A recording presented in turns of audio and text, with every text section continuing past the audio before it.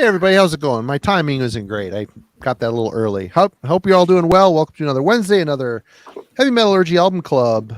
My name is Marty. Thanks for joining us, and we've got three really killer co-hosts tonight. As always, we got Jim from Eihwaz Recordings, we got Kellen from Killing for Company, and TJ up there next to me from The Glorious Dead. How you guys doing tonight? Doing great, man. Awesome. Ready to talk about weird German death doom. I just want to know how much Malox is too much Malox. I'm asking for a friend. Are you rubbing it on the boils? Just put put your suggestions down in the comments. It's all good. Right? It's always back to the toilet when TJ's on the call. Listen, we all have problems. Yes, we do. Hey, no judgment here, man. No judgment here. Well, we are here tonight to discuss this album, Necros Christos, Doom of the Occult. It's the band's second full-length album. Little quick, brief history snippet. Necros Christos is Greek for Dead Christ. The band hails from Berlin, Germany, releasing their debut demo in 2002. They released a 3 CD set called Domdan Doxomedon in 2018 before putting the band to rest. Over their career, they did 5 demos, 2 EPs, 3 splits, 1 live album, and 3 full-length albums. And that leads us to Doom of the Occult. Kellen, let's start with you today. What did you think of this record? So I heard this record back when it initially came out and really liked it, but I have to admit I probably had not listened to it for a while, probably a decade.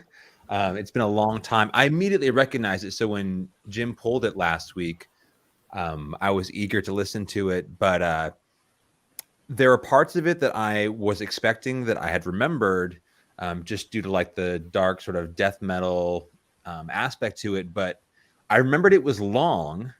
I had forgotten how much of it was instrumental. So I was reacquainting myself with that aspect of this record over the past week. But outside of that, I mean, it left enough of an impression the first time around where I enjoyed it. And I enjoyed listening it here this past week as well. TJ. Yeah, so I never really got past Trivne Impvrity Rites, and I really like that record a lot. Rules.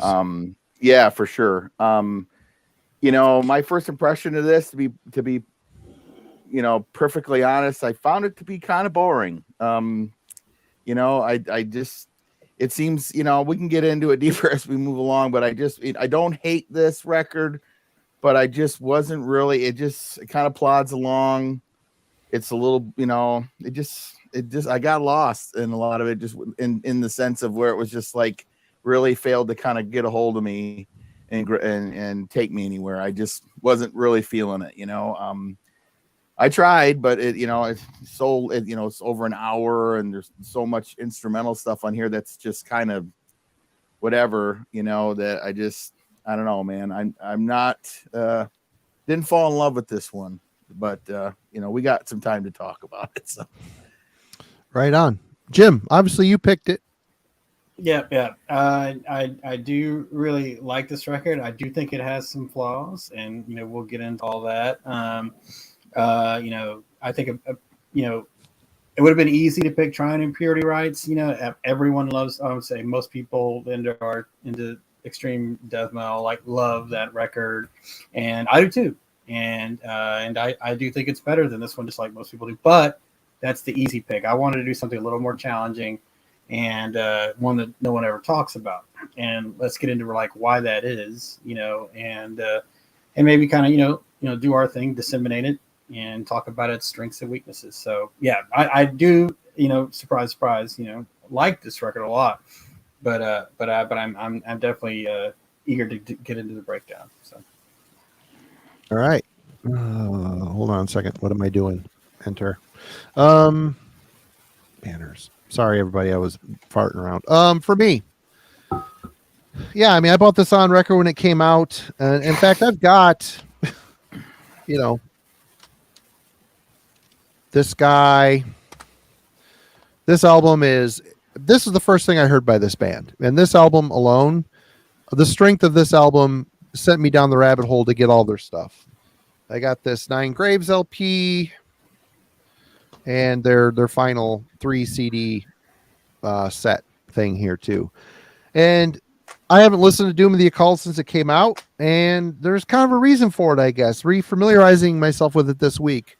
I'm not surprised about the instrumentals and stuff. That's, you know, Trivne Impvrity Rites, which I've been calling Trivne Impvrity Rites all this time because I'm a moron.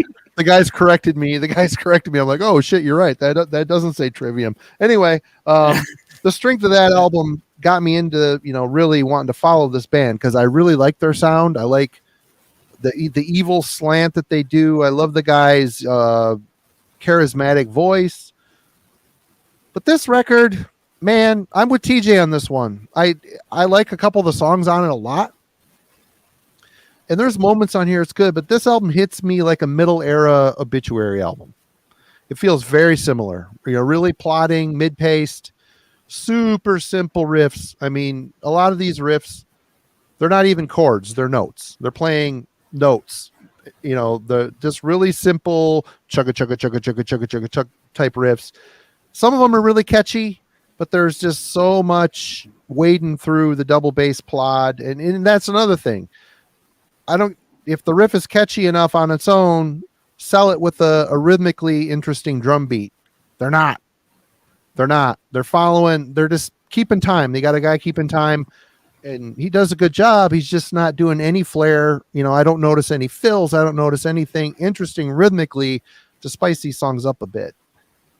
Again, I don't hate this record, but man, it's just a big ho-hum coming after the album that I mean, granted that album casts a pretty impressive shadow. I mean, that album is great. It's evil.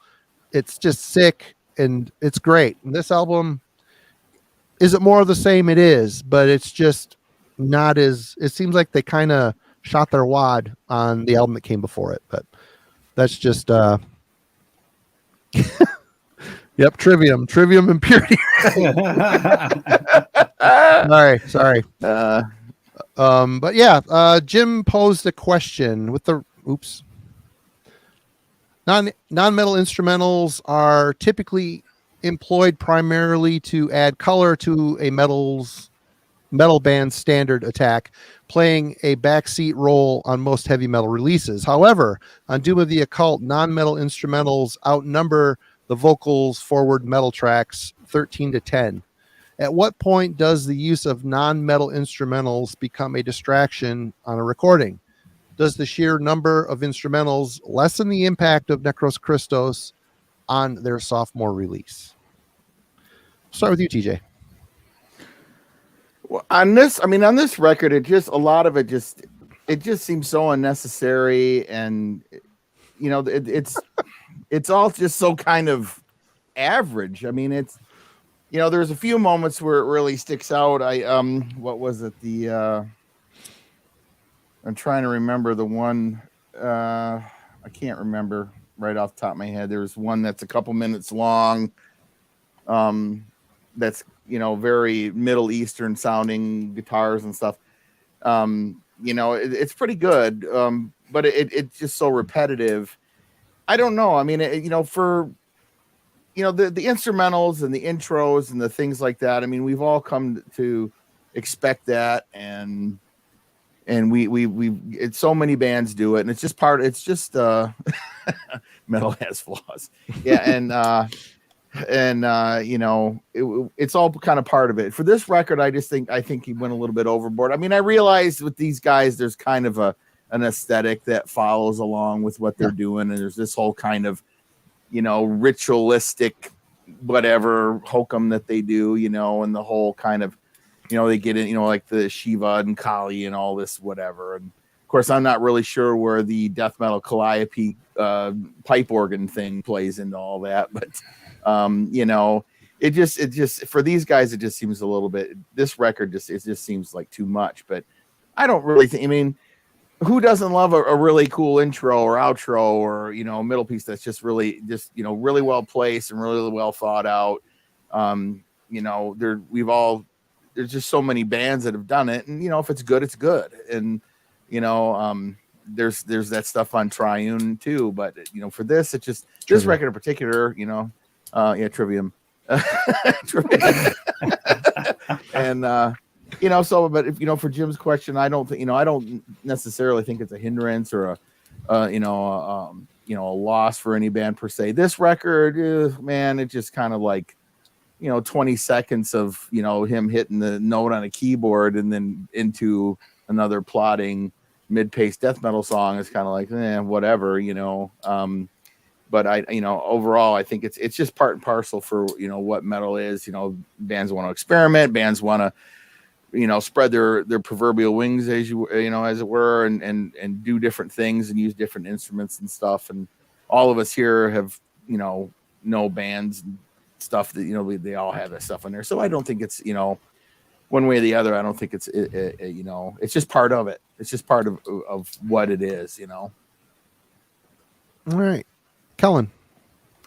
Yeah, it's a great question. I'd have to say it left me wondering. Especially when Jim posed the question, if this record, let's just say their band identity overall was, instead of putting together 20 some tracks with 1 minute or 30-second interludes, if instead they had, let's say 8 to 12, or I'm sorry, my cat is all over my place right now.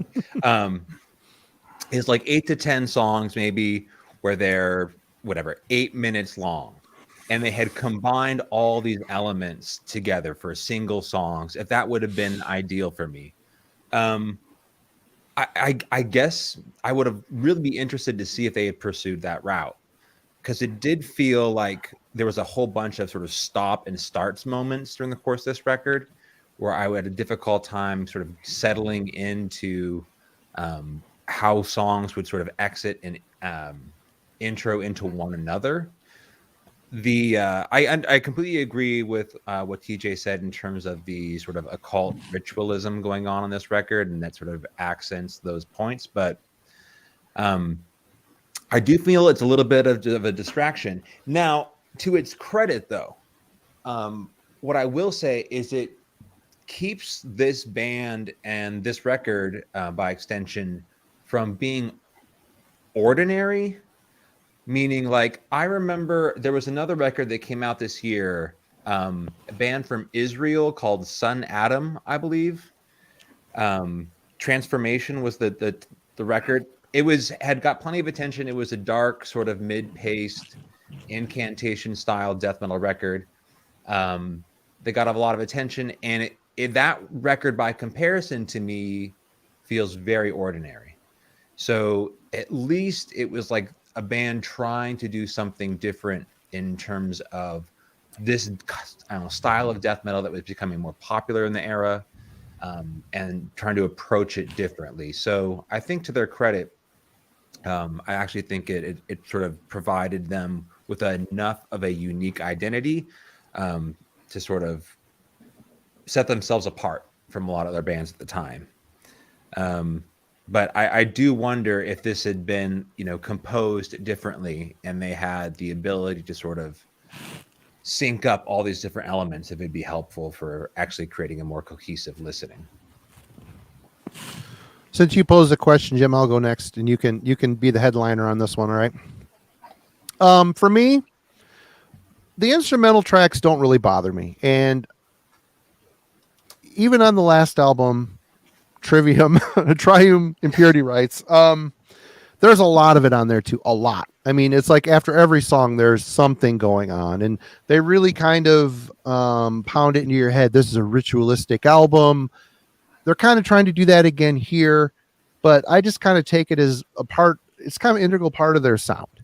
And I'm used to it. I just wish they would have put a little more time and consideration into building up the songs, the actual metal songs. I don't mind waiting for the metal to come around. I like electronic music. I like, other styles of instrumentation if it's done well. And on here, nothing stood out as, I don't know. I was just I glazed over on a lot of it. And I listened to this record probably 5 times this week, getting ready. Twice off and on today. The instrumentals don't bother me. I do like it in there, and it kind of, like Kellen said, it sets them apart. And this is a great question, by the way. I just really wish they sunk more into the metal songs. The couple songs on here, this album I really like. It just sounds like a lot of castaway ideas from the album before it, even though there was there's 5-year gap between records, something like that. 4-year gap. I mean, that's not too bad, but yeah. Jim, what were your thoughts? Actually kind of similar. I do think that a part of Necros Christos' identity when they were still together was inserting, these kinds of instrumentals to help create the vibe and the atmosphere. And I actually think the performance and the sound of those on this album are better than the sound of the instrumentals on Triune. There's some really awesome sitar work on this. There is flute, or as TJ said, maybe it's calliope or something, but there's definitely some harp on here too. Some got to have the bongos, bring it up, this hand percussion, whatever the hell it is. But, a lot of cool Middle Eastern style sounds, Mediterranean style sounds that I think are really, really cool. But I do feel like it got to be much for me and became a distraction. When I first heard it, but, even now revisiting it after a long time, especially the organ stuff. I felt like the organs, I really liked hearing the sitar, and I think that stuff is more original and not something you hear so much in maybe more later on. But when they first came out with this stuff, not so much, except for I think the band Malakesh was doing it too sometimes. But the organ thing kind of came off to me like horror carnival sometimes. It just didn't.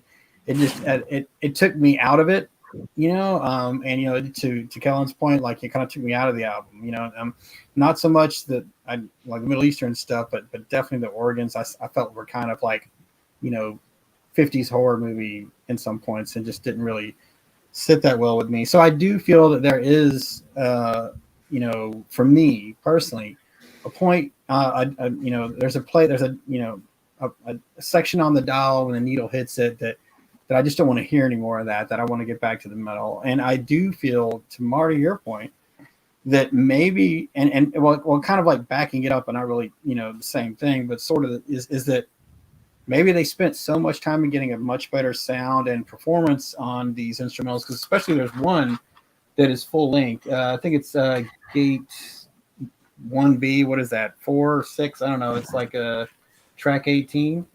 It's like a full-on song. It's 3 or 4 minutes long. It's really well. Gate 4 is 5 minutes. Yeah. Yeah. So that's the one we're talking about. It's near the end of the album, but I don't know why Gate 4 is near the end. I think Tim asked that question too. But yeah, it's like a full song. It's really well done. It's really interesting, and I like it. But when I think about how good it is, it does make me think maybe you should have pulled back on the instrumentals and focused a little bit on tweaking the riffs or making them a little more different. Because I'll give a prime example of it. My favorite song on this album is Necromantic Nun. First of all, what a hilarious title. Yeah. It is. The title's awesome. It's catchy. The riff is badass. I love that song, man. Just everything, especially and we'll get into the sound later, but I love the cymbal work on this. If you listen, there's awesome China work on this, and it's really, headbang inducing, but if you think about it, and then you go back and you listen to Christ is not of Goat-Born Blood on the first album. It's the same song. It's the same song. They are. Song, which is a great fucking song. Great song. exactly. I love that song. It's like my favorite album on Triune, or favorite song on Triune, is Christ is Not a Go Born Blood, and my favorite album, this is on Necromantic Numb. But we listen to them back to back, and they're like, the vocal rhythms are the same. The I never would have thought of that, but you are similar. completely right, 100%. Exactly. There's a reason why I love those songs so much, because it's the same song. Mhm. Yeah. So, really going back and visiting this record and listening, and the other albums in the discography, like, I really feel like that's kind of why this album sits lower, is because there's a lot of, not in terms of the instrumentals, but in terms of the metal songs, there's a lot of rehashed riffs and vocal rhythms on here. And so I kind of feel like, maybe if they had pulled back on some of that, maybe just did a little, like, even just like a third of it, and then really thought about, the songwriting. And I don't mean the lyrics are great. He's great at that occult stuff. I think the sources that he pulls from, Hinduism and stuff like that are really, in metal unique. It's not just about the devil. There's other cool stuff going on. But in terms of the guitar playing or guitar riffs, not, the riffs specifically, to Marty's point earlier, they are simple, which is fine. I don't mind a simple riff, but I don't want to hear the same riff I heard on the album before.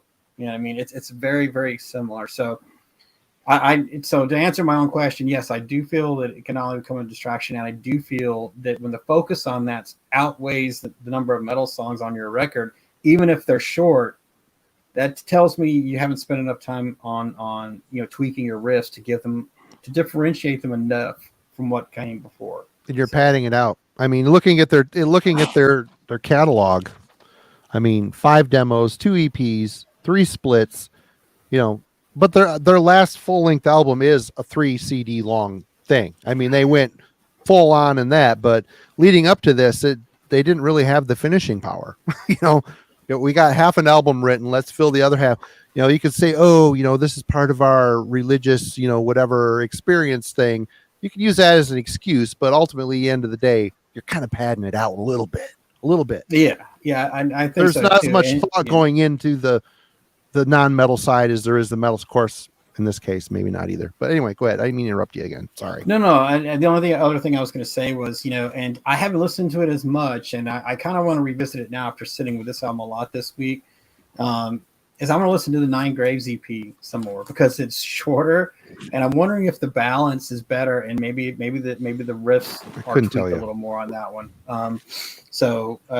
It was before the last record, but an EP from Necros Christos was still like 40 minutes long. So, yeah, but it'll be worth checking out a little bit closer. Well, there's 9 songs on here, and there are 1, 2, 3, 4. There are 4 temple songs on here, so there's still the finishing power isn't there either. But what's up, Jurgen? How you doing, man?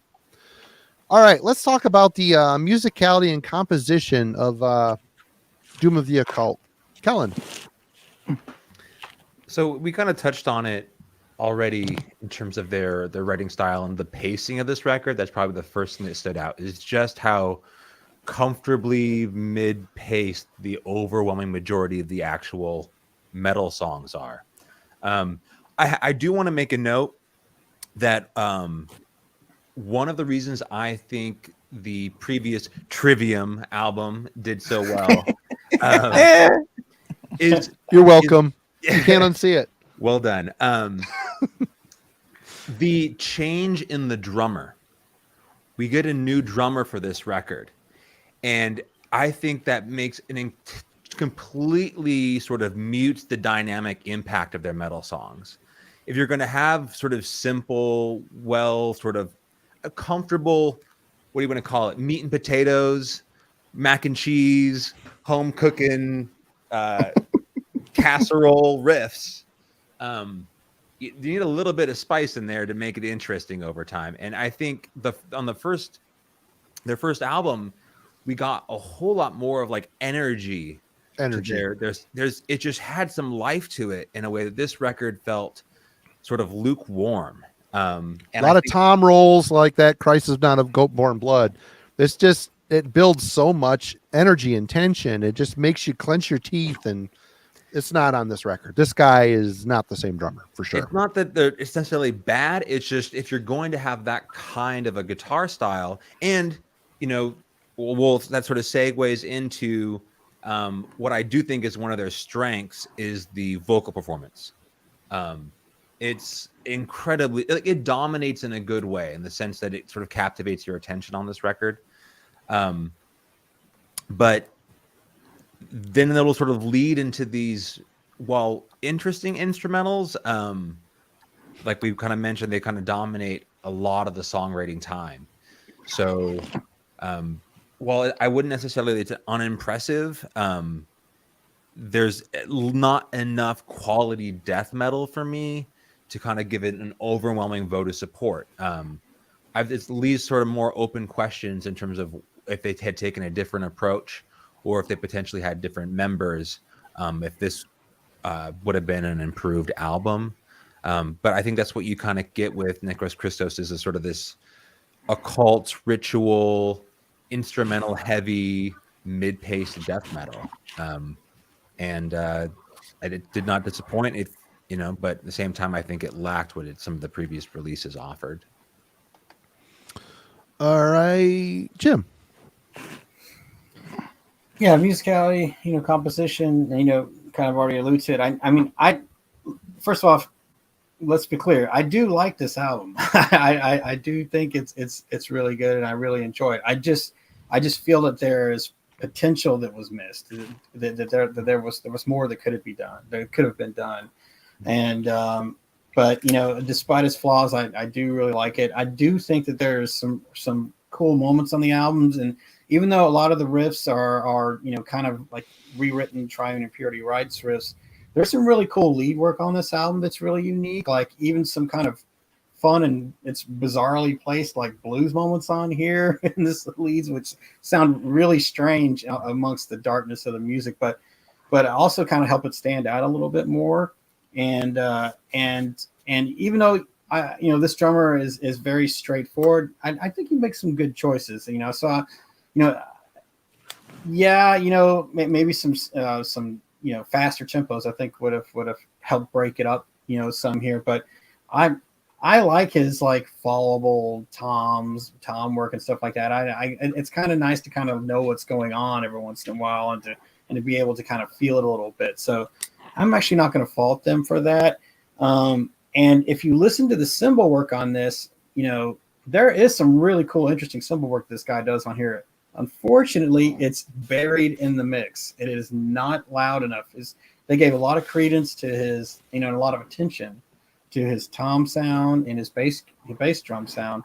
But for some reason, his the hi-hat, the china, everything,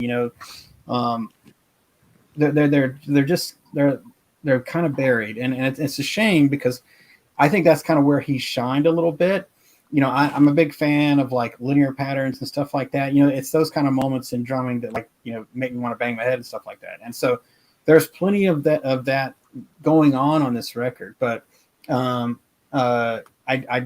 think maybe because with Necros Christos, their sound overall is geared towards the low end, that has sort of got buried. I know I'm talking about production here, but I since we're talking about drums, I just kind of had to bring that up. I think that if his cymbal work was more up front, then performance wise, compositionally, I think that you guys would have been a little more at ease with it. Tempos notwithstanding, because that could have added a lot more flair to this record if there'd been some, not even faster riffs, but just faster drums over the riffs, because you can still play like a an alternate pick riff or even a down pick riff with a cool fast beat over it and make it sound humongous.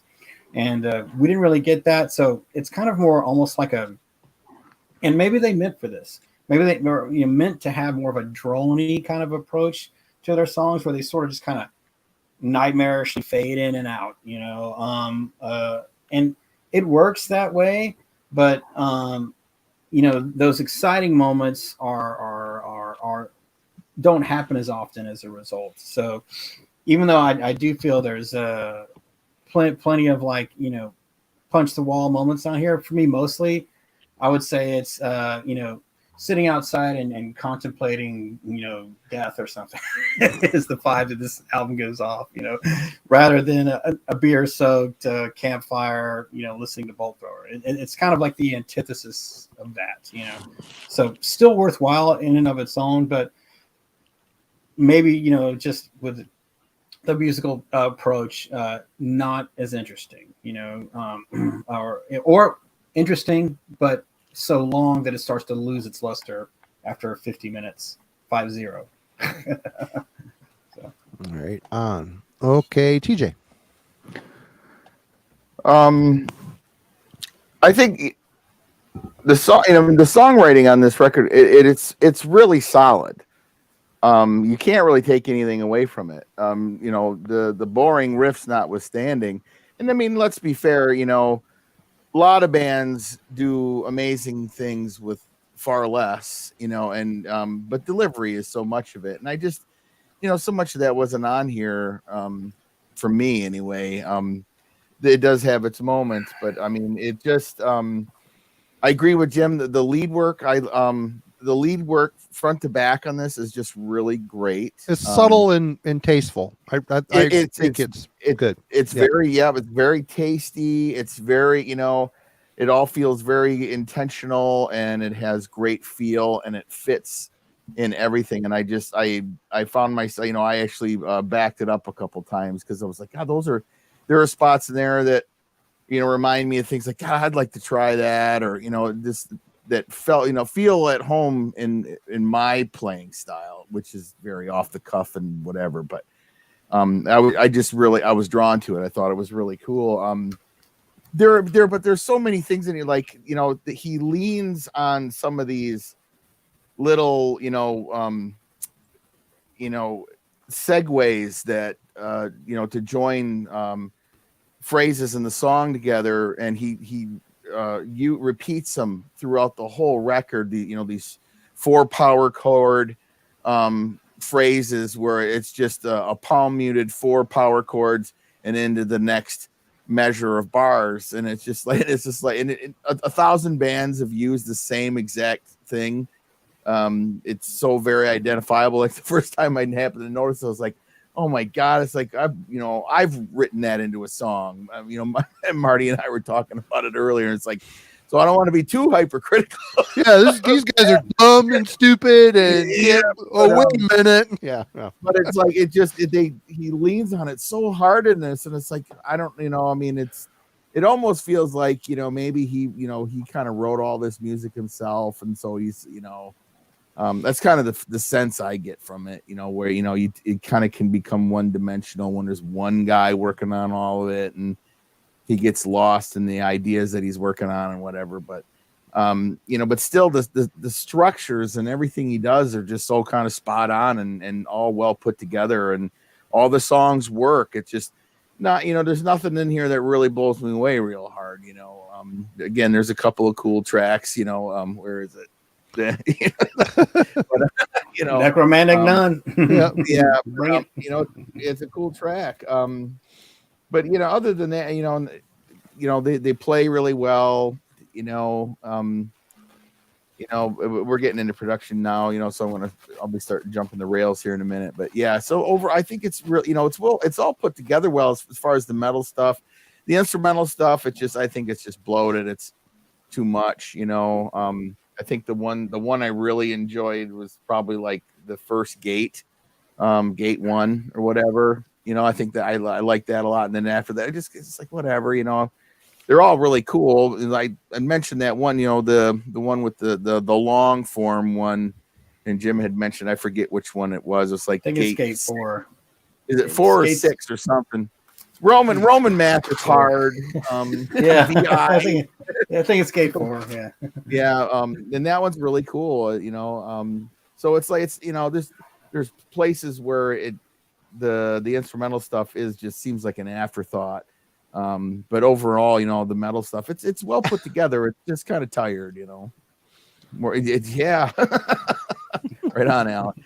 So anyway, that's kind of my thing on that. So, for me, I mean, I've kind of already stated, I think I like the fact that this band is very much against like the blast beat. There isn't really any blast beats on any of the stuff that comes to memory. I think blast beats, although I like them, they're great. It's a great element to heavy music. It gets overused. People rely on it as a crutch. And as long as your songwriting is good, you don't need them. Having said that, again, I think this album is just very underdeveloped. I think they're trying to rely heavily on the charisma of the singer, which he's got a lot of charisma, very anthemic, half spoken, half growled vocal style. But the simple one string riffs, one finger, one string riffs. I mean, this album makes Obituary sound like Atheist, which, it just, I wish there was, they can sell a good riff, good catchy moments. There's a lot of those on here, but they just run it into the ground, or they don't follow up on it properly, or the songs go on too long and there isn't enough going on rhythmically to keep it interesting for me. Yeah, I mean, the guy's got charisma in his vocals, but is it enough to carry the whole band? Not on this album. The last album, everything, the planets were aligned on the last record. The energy and the drummer's energy, the production seemed a little more organic. On this one, we'll get into that here in a moment, but I'm going to say it again. I really wish they spent a little more time getting these metal songs right. There's a lot of great ideas. They just just seems like they decided to sail on ideas that weren't that developed, underdeveloped, or that good, to be honest. But yeah, that's my thoughts on the musicality. Production. Let's go with Jim. Yeah, I'd actually really like the production on the record for the most part. I love the guitar sound. It's obviously this guy's tuned really low and for the single string simple riffs, that's who Necros Christos is. I like it for the most part. A good example would be we talked about Necromantic Nun a lot, but also Invoked from Carrion Slumber has a really cool crawling vibe. It's that mid-tempo thing that we're talking about, but the way, again, it's a cymbal work over the double bass and stuff like that gives it some color. So anyway, the guitars just have a good low end, a good bottom end to them. The vocals are, kind of intelligible, which is great in death metal whenever you can get it, and that you'll find yourself, singing along. He does tend to follow the guitar a lot, which here at Metallurgy we tend to kick bands around a little bit for that.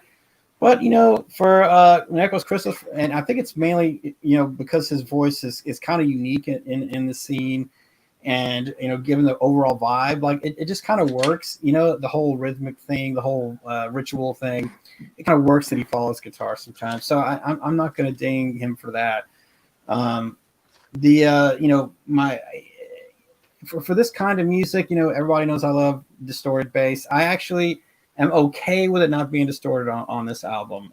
It's very audible and it's very clean, and because a lot of that bottom end is served already by the guitars, tuning as low as they are, and with all the kind of like palm muted alternate and down picking that they do, it doesn't really need to be distorted. The kind of clean picked bass, it's ever present. And it does a great job of like what bass is really intended to do, which is fill that void between, of frequencies between the guitar and the drums. So guitar wise, I think a great sound, bass, a great sound, vocals, a great sound. But then we come to the drums. As I alluded to earlier, I don't understand at all why the cymbal work is so buried relatively. Like, yes, you can hear it. The hi-hat's mostly fine, but the best part of this drummer's playing was the cymbal work, and I feel like as a metal fan and listener who cares about that kind of thing, it kind of doesn't do the album justice. It doesn't do his playing justice. It should have been more up in the mix, because when you're already playing, relatively simple drum patterns over, admittedly simple riffs. Anything you can do to give it some flourish is important. And where he gets that flourish is, maybe not with, the 4/4 patterns or the double bass, but he does do it with his choice of cymbal patterns over those. There's some really cool, interesting things that he does that for me is, again, headbang inducing. If you do a linear pattern on a China, I'm going to be punching my head through a wall. It all started back with me on Arise, Sepultura, and anytime a band can bring that back, for me, just wanting to have a good time with metal, I want to hear that, and so I kept finding myself like, pushing my headphones in a little, like I hear something cool there, and it just isn't like, present enough, in your face enough to make the sort of impact that it should have. So even though I think overall the choices made, behind the mixing board, in the studio, perfectly served Necros Christos sound, and it's, and even talk about the instrumentals, like they're super clean. You can separate each instrument that's going on very easily. You can hear everything. It's really well done. The only thing is, for some reason, they felt the need to sacrifice, those cool, frequencies, of the cymbal work on here, and I think it would have added to the interest level of the record as a whole if that had been pushed up some more. So it's a big gripe, but for me personally, but overall, when I just take a step back and I think about the production, I think it perfectly matches Necros Christos, the ritualistic like low end that they're going after and all that. Take the simple thing aside, and I actually think that they did well on the production on the record overall. Okay, Kellen. I pretty much agree with everything that Jin had to say. I was thinking one of the aspects that the Mortiferum album had is that the drummer could make his way over to a ride, and when that ride needed to be there to accent a riff, it was always there. They weren't playing super complex songs, right? But when a sort of drum accent needed to be there, it for this record, I didn't find it was just so like I don't know what you would call it, like smoothed over, so thick that you don't actually get to see the upper register or have like any sort of detail retrieval there. So I just feel like everyone, too much peanut butter on the bread. There's not enough anything else going on in your sandwich. There's a whole lot of peanut butter, which is not a bad thing, right? Like I think some of the other death metal albums that we've covered recently, like Theory and Practice and the Necrovation record, one of our complaints was that the guitar tone wasn't heavy enough, or it seemed sort of mid-centric. That's not a problem on this release. It's heavy and strong enough, but I feel there's other aspects to the sound that don't have enough life to it. I completely agree with how intelligible the lyrics or the vocals are, which is nice. And I think that also drives home the sort of occult aspect of this. So while I do think there are aspects that we could potentially want to improve, just in terms of the clarity on the upper end of this record, I don't have too many issues with it. It's been cleaned up and polished and heavier than.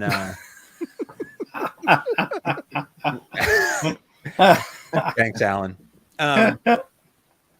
But outside of that, I think it's a pretty well produced record, and all the instrumentals, like I keep on wondering if they had been fed into longer, more focused songs. I think I think Jim mentioned Melakesh earlier, like they do a great job of pulling in like those Middle Eastern influences into an actual song to dive them. So well-produced record, things to complain about, but for the most part, I'm pretty pleased. Okay, TJ. Yeah, I think the production really fits the vibe of the record overall. It's mostly, it's pretty much guitar drum centric. There's not a lot of you know, you don't get a lot of cymbal wash. You don't get a lot of that in there, but you know, everything. I think everything they wanted to stand out stands out, and it fits. It fits. It's not a horrible production by any stretch. I do miss, you know, they don't to my ears. It doesn't sound like they're tuned as low on this record. You know, Triune. It sounded to me like they were tuned to an A. Or maybe lower. You know, this one doesn't sound like that to me, and I kind of miss that for this. I think that's part of it, where part of the charm for that record was, you know, he was working inside of that low tune box, and the riffs have to kind of, you know, there's a and certain, that lower tuning really lends itself to simple one string riffs. It does, and I think it's kind of perfect hearing it that low. And yeah, and his style, I think, is really derived a lot from that, and it shows on this.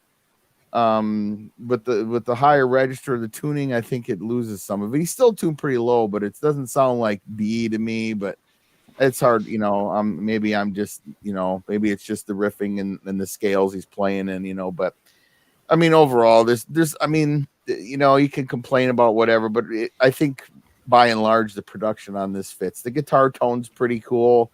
It's dry, but it's, you know, there's a darkness to it that, you know, a depth that really, again, just kind of suits what he's trying to do on here. And I, you know, by and large, it's like that.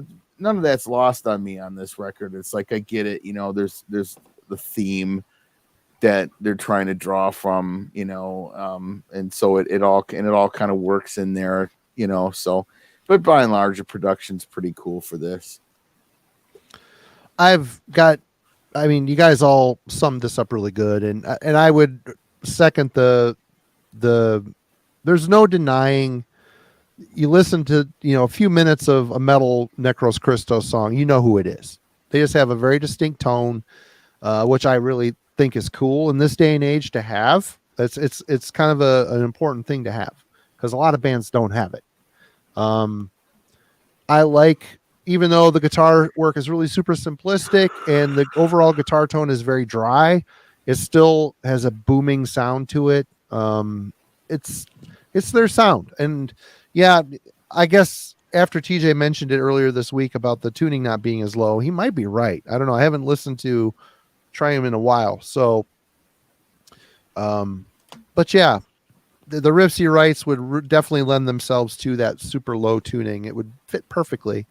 But the production, I've got no beefs with. The vocals are super loud in the mix, but I think that's super intentional. I think that is very much, they're trying to sell the anthemic, preachy nature of his cadence, his style, his presentation, the whole thing. Production, I've got no real beefs with. But least favorite songs, we'll start with Kellen.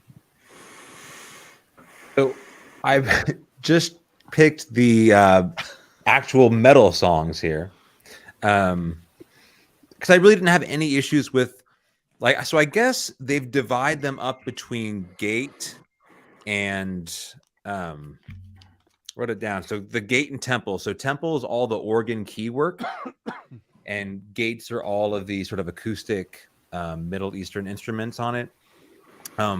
I thought they were fine, but I just wanted them to be inside of the songs.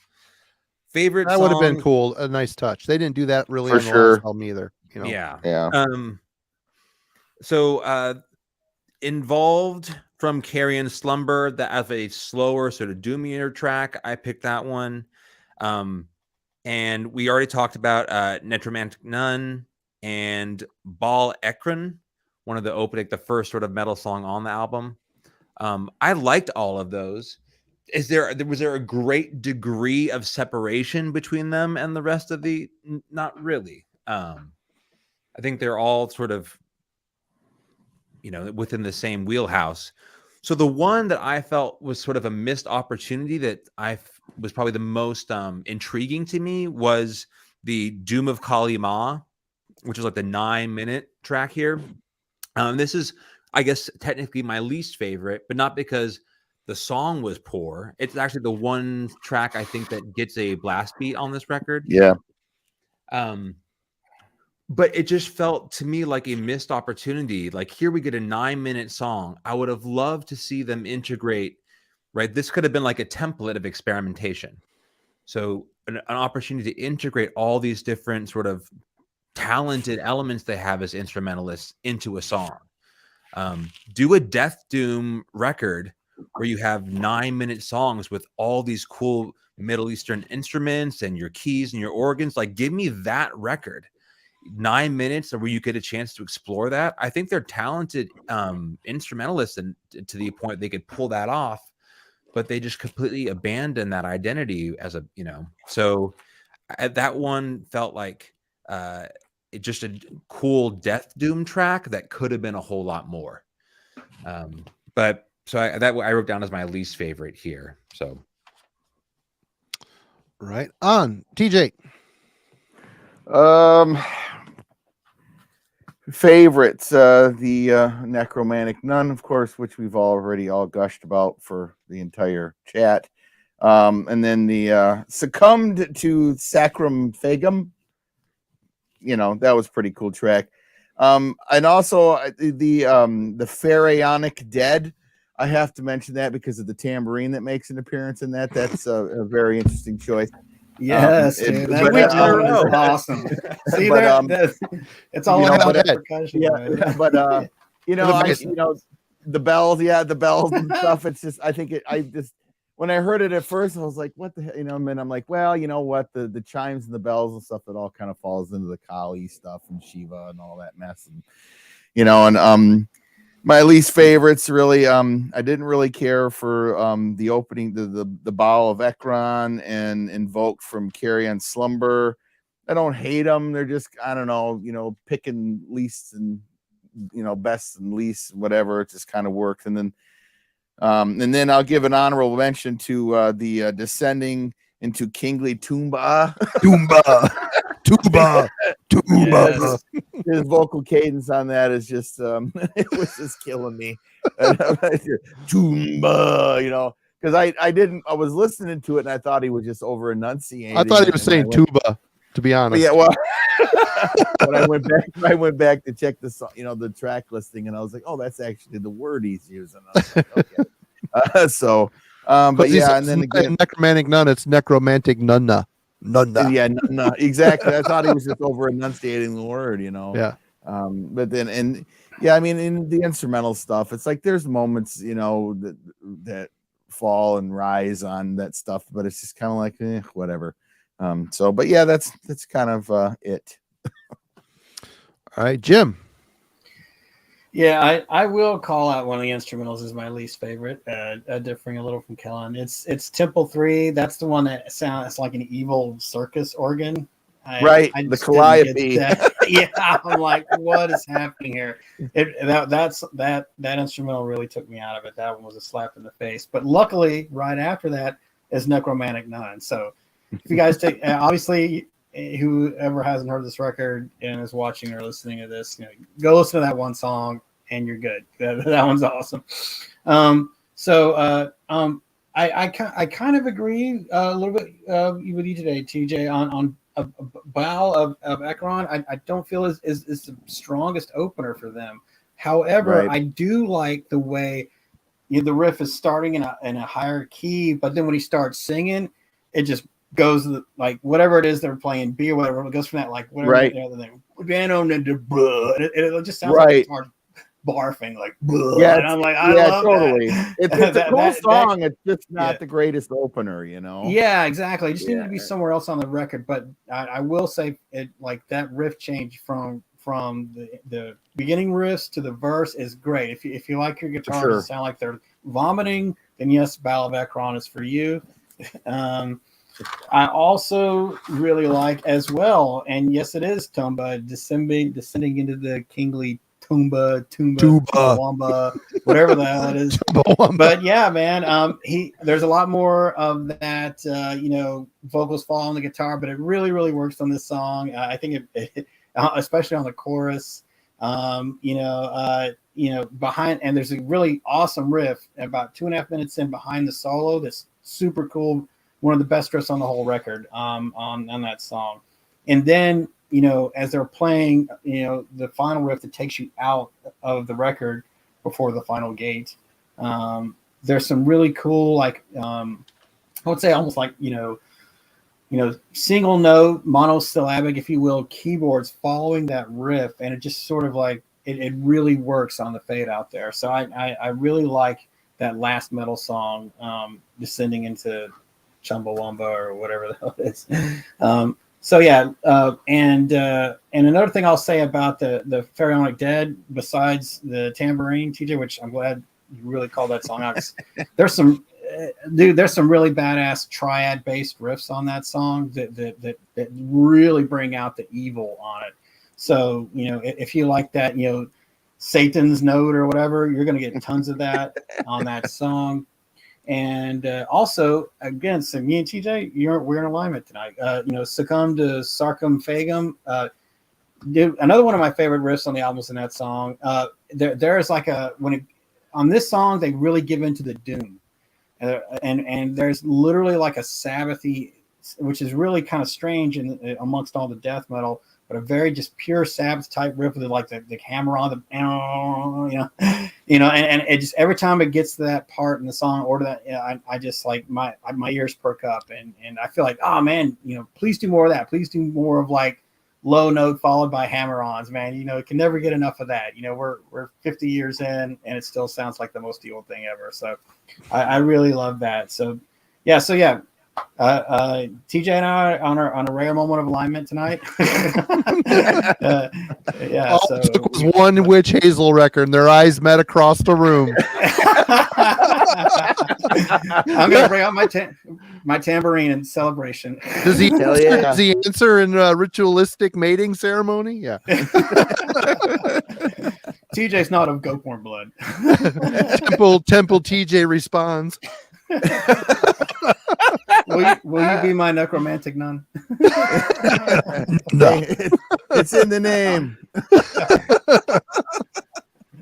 All right. Kellen. For conclusion? Yeah, dude. No, favorite, least favorite.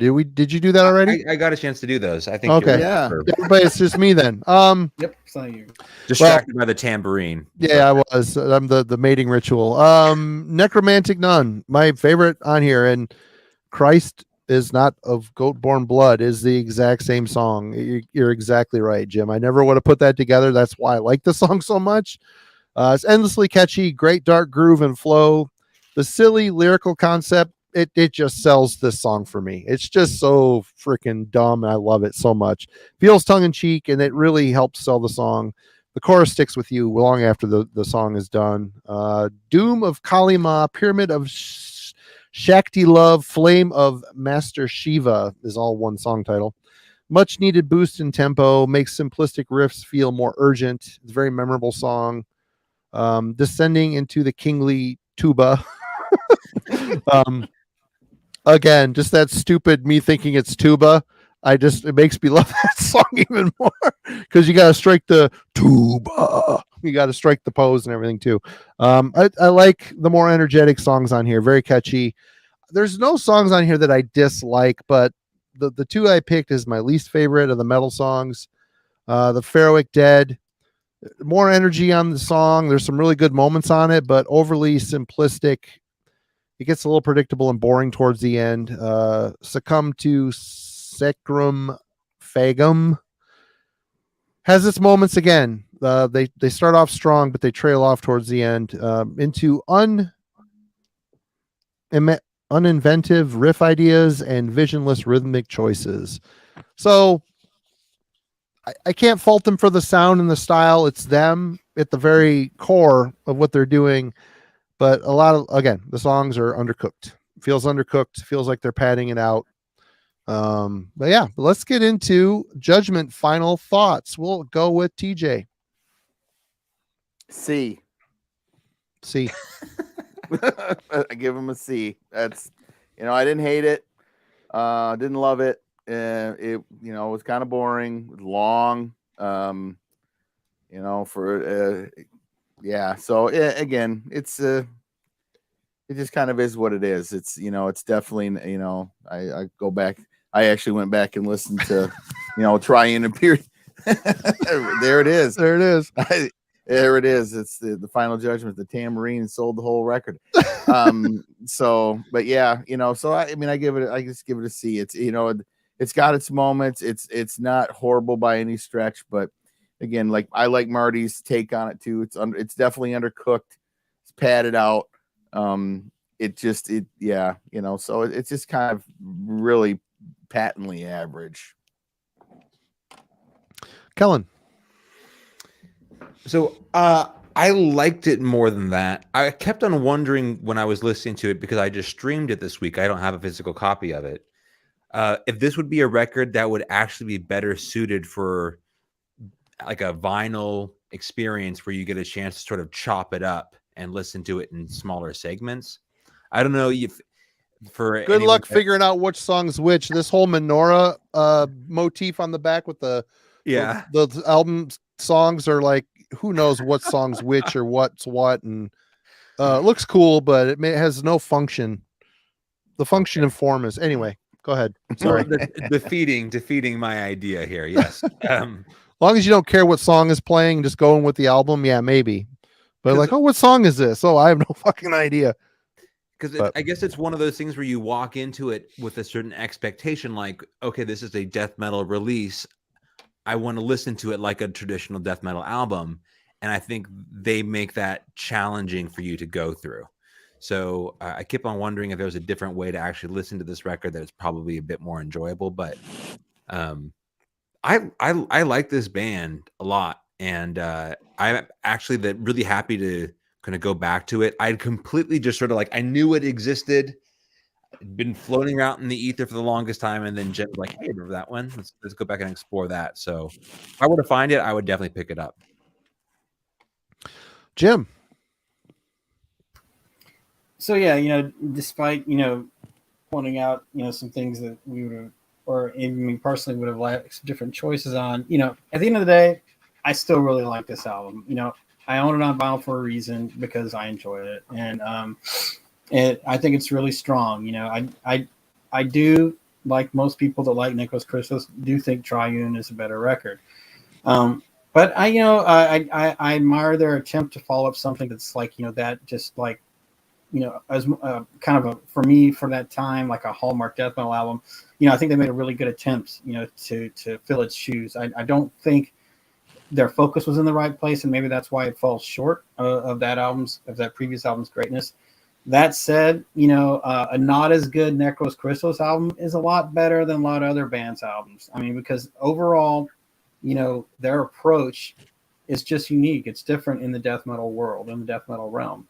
And that alone, that one signifier, that uniqueness to who they are, what they are, lyrically, sonically, is what keeps me coming back to them. And so, while this is an imperfect Necros Christos album, I think it's a damn good death metal album. So it still gets an 8 from me. Okay. Again, I don't hate this record. I enjoy moments of this record. I enjoy the sound and style of this record. I love the band's overall uniqueness. They did their best, I think, trying to follow up an album that was killer.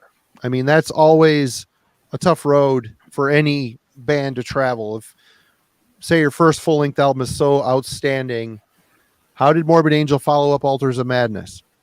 They did. I mean, Blessed Are the Sick is a great record. Is it as good as Altars? Probably not. I mean, but they did the same thing. They put all this ritualistic crap, sound samples and stuff in between their tracks. They kind of, Necros Christos is kind of following a similar path there. But Trivne Impvrity Rites this album is great. It's great. It's fun. It's dark. It's sinister. It's unique. All that is on Doom of the Occult as well. Just the songs aren't as good. I still like the album. I mean, I bought it on record. I mean, this band sold me on that one album. They did. I'm sold. I'll always buy whatever they put out because that one album was so good. And that's, I guess, the bane of being a collector. It just kind of happens that way. But yeah, I'd give this album a C+, B-. I'll give it a B. B- is probably a little more fair than a C+. I enjoyed it. I probably won't listen to it again for a while. I'm going to be listening to the one that came before it, though. Probably, I need to cleanse the air, get the Christ was not of goat-born blood, and the what is it? The necromenical ram of Bethlehem or whatever. Nazarithical ram of Bethlehem is a fun one too. I don't know, great stuff. Tormented flesh on the mound of crucifixion, also a really good song.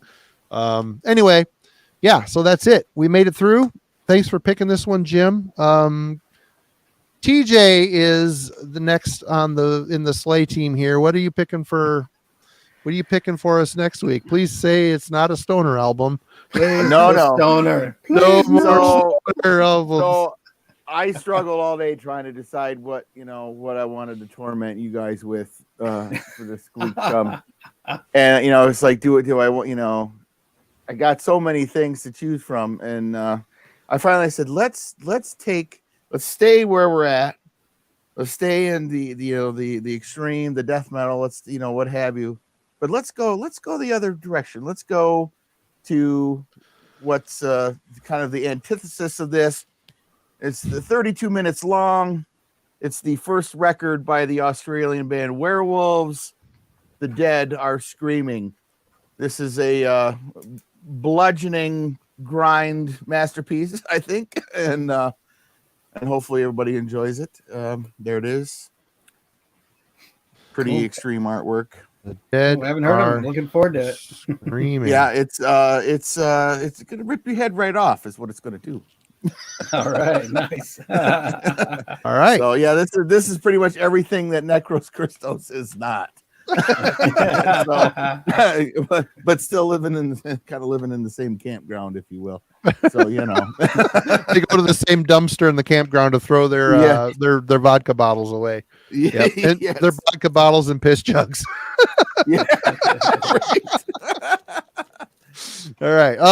Well, yeah, that's it. A couple show notes for you tomorrow at noon. Rick from the Dreadful Minutes will be doing a review of. It looks like Occvlt. It just came out on Dark Descent. They're Icelandic. It's not pronounced Occvlt. The name of the album is Of Existential Distortion. It just came out on Dark Descent Records. He did a review of that album. It'll be up at noon tomorrow, premiere. So check that out. Friday, Tom from Sin Arcadia Productions will be on with Alan and myself, and we will be discussing and ranking the My Dying Bride catalog. That'll be fun. Tom's always a good time. And last Friday, these two gentlemen here to my left, Kellen and Jim, were on Friday night, and we did favorites from the year 2009. Had a few real nice conversations involved in there. Showed off some records that I don't think many of us have thought of in a while. Yeah, and Logan, Drunken Metalhead Musings, followed suit on that. Oh, sorry, I just posted you up here. Drunken Metalhead Musings just did kind of like a response video and is trying to start like a series on. Oh, how does it go? I've had a few drinks. I don't remember exactly. Go to Logan over at Drunken Metalhead Musings. Watch his recent video. He kind of followed suit on heavy metallurgy, the topic that Kellen put forth with 2009. I watched half of it before falling asleep last night. It was very good. I'll watch the rest of it tonight.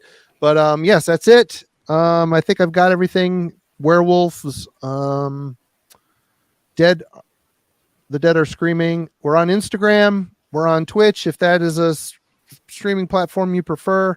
I don't get it, but some people like it. I guess that's it, everybody. Thank you so much, guys. Always a pleasure. Looking forward to next week. It's going to be fun. And that's it. Everybody have a good one. See ya.